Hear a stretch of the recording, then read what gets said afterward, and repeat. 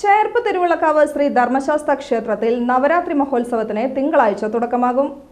10 ദിവസം നീണ്ടു നിൽക്കുന്നതാണ് നവരാത്രി മഹോത്സവമെന്ന് ദേവസ്വം ഭാരവാഹികൾ വാർത്താസമ്മേളനത്തിൽ അറിയിച്ചു.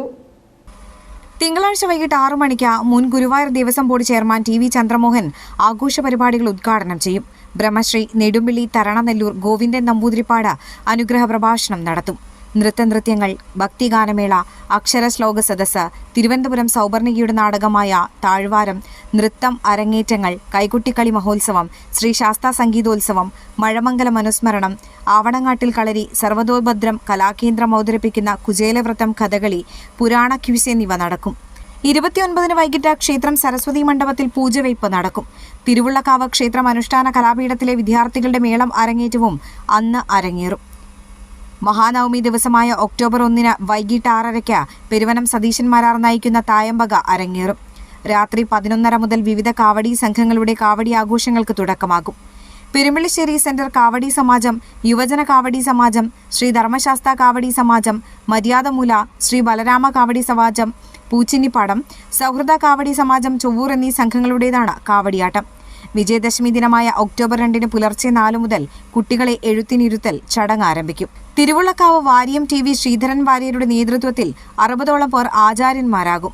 വൈകിട്ട് 6 മണിക്ക് നിറമാലയും നാദസ്വരവും സമ്പൂർണ്ണ നെയ് നിറമാലയും നടക്കും.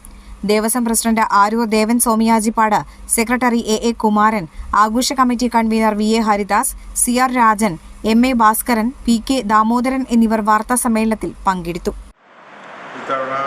ഉദ്ഘാടന കർമ്മം മുൻ ഗുരുവായൂർ ദേവസ്വം ബോർഡ് ചെയർമാൻ ശ്രീ ചന്ദ്രമോഹൻ അവർകളാണ് നിർവഹിക്കുന്നത്.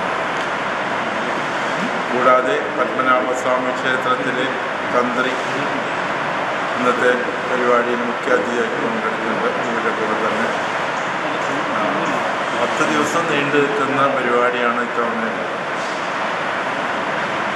2 ദിവസം അടച്ചുപൂജയുള്ളതുകൊണ്ട് 10 ദിവസം നിൽക്കുന്ന പരിപാടിയാണുള്ളത്. പതിവിൽ കവിഞ്ഞുള്ള തിരക്ക് നമ്മൾ പ്രതീക്ഷിക്കുന്നുണ്ട്. എല്ലാ വർഷത്തെ പോലെ തന്നെ കുറച്ച് കൂടുതൽ തിരക്ക് മുൻകൂട്ടി കണ്ടുകൊണ്ട് അതിനുള്ള അറേഞ്ച്മെൻറ്റ് ചെയ്തിട്ടുണ്ട്. ഇന്നിപ്പോൾ ജില്ലാ പോലീസ് മേധാവിയെ കണ്ടു. നമ്മൾ പതിവ് പോലെ തന്നെ ഒരു 150 മിനിമം പോലീസ് ഉദ്യോഗസ്ഥന്മാരുടെ സഹായം അഭ്യർത്ഥിച്ചിട്ടുണ്ട്. നമുക്ക് അനുവദിച്ച് തരാറുണ്ട്. അതേപോലെ തന്നെ അതിനുള്ള അറേഞ്ച്മെൻറ്റ് ചെയ്തിട്ടുണ്ട്.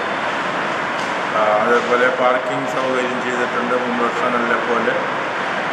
കൂടാതെ ഇത്തവണ കഴിഞ്ഞ വർഷം ഉണ്ടായിരുന്നു.